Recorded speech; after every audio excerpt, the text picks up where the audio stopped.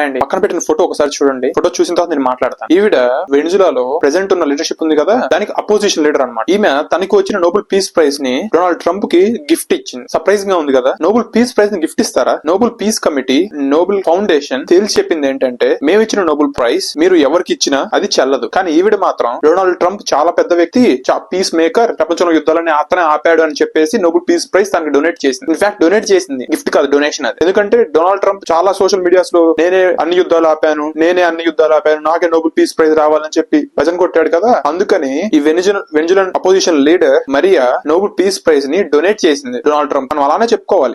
మాగా బ్యాచ్ ఏమో దీన్ని నోబెల్ పీస్ ప్రైజ్ కి అర్హుడు డొనాల్డ్ ట్రంపే అని పోస్టులు పెడుతున్నారు. దీని గురించి మీరేమంటారు నా కామెంట్ సెక్షన్ లో చెప్పండి. దానితో పాటు రీసెంట్ గా కెనడా అండ్ చైనాకి $7 బిలియన్ ట్రేడ్ అగ్రిమెంట్ జరిగింది. ఏ కెనడా అయితే డొనాల్డ్ ట్రంప్ మీడియా ముందు చాలా చులకనగా మాట్లాడారు, అదే కెనడా ట్రంప్ కి వ్యతిరేకంగా చైనా తోటి ట్రేడ్ అగ్రిమెంట్ కుదుర్చుకుంది. అంటే యుఎస్ ఫారిన్ పాలసీస్ కి కంప్లీట్ గా అగెనిస్ట్. దానితో పాటు యుఎస్ అఫీషియల్ గా ఇండియాని గాజా డిప్లొమాటిక్ పీస్ ప్రోగ్రామ్ కి ఇన్వైట్ చేస్తుంది. ఇది ఇండియా ఎక్కడ అఫీషియల్ గా అనౌన్స్ చేయలేదు, కానీ ఇది ఇండియాకి పెద్ద డిప్లొమాటిక్ విన్. ఎందుకంటే ఇండియా ఏం చేయలేదు. వార్ సిచ్యువేషన్ ఉంది రష్యాకి యుక్రెయిన్, ఎవరి సైడ్ తీసుకోలేదు. అటు రష్యా వైపు స్టాండ్ తీసుకోలేదు, ఇటు యుక్రెయిన్ వైపు స్టాండ్ తీసుకోలేదు. న్యూట్రల్ గా ఉండి దిస్ ఈస్ నాట్ వార్ ఎరా అని చెప్పి డిప్లొమాటిక్ స్టేట్మెంట్స్ ఇచ్చింది. కానీ ఇప్పుడు యుఎస్ ఇండియా దగ్గరకు వచ్చి ఇండియాని ఇన్వైట్ చేస్తుంది. అంటే యుఎస్ డిప్లొమాటిక్ గా గాజా ఇజ్రాయెల్ వార్ ని ఆపలేకపోయింది. సో యుఎస్ ఇండియా హెల్ప్ అడుగుతుంది. దీన్ని బట్టి తెలుస్తుంది ఇండియా డిప్లొమాటిక్ లో ఎంత లెవెల్ లో ఉంది. దానితో పాటు ఏదైతే ట్రంప్ డెన్మార్క్ లో గ్రీన్ ల్యాండ్ నాకు కావాలని సోషల్ మీడియాలో పోస్ట్ చేస్తున్నాడో,